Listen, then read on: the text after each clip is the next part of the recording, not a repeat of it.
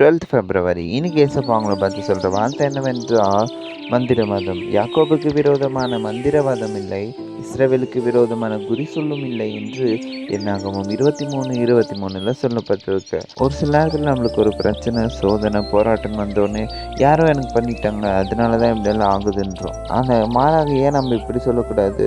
தேவன் என் கூட இருக்கிறார், யார் என்ன செய்தாலும் அது எனக்கு பலிக்காதுன்ற விசுவாசமே நம்மளுக்குள்ள இல்லாம அவங்க செஞ்சதுனால தான் இப்படி ஆயிடுச்சுன்னு அவிசுவாசமான வார்த்தைகளை அறிக்கை செய்கிறோம். அது நிமித்தமாகவே நம்மளுக்கு ஒரு சில சோதனைகள் வரும். ஸோ இனியிலிருந்து நம்ம விசுவாசத்தோடு சொல்லுவோம், தேவன் என்னோடு இருக்கிறார், அவர் எனக்காக யுத்தம் செய்வார், அவர் எனக்காக யாவையும் செய்து முடிப்பார், எனக்கு விரோதமாக வரும் ஆயுதங்கள் வாய்க்காதே போகும். நம்ம விசுவாசத்தோடு சொல்லும் போதோ நம்மளுக்கு விரோதமான மந்திரவாதம் இல்லை.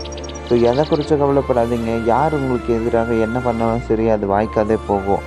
அது நீங்கள் தேவனுக்குள்ள விசுவாசத்தோடு இருக்கும் போதும் தேவனுக்குள்ள எவ்வளோ ஐக்கியமாக இருக்கிறீங்கன்னு பொறுத்து இருக்குது. The words with Jabra. Have a nice day.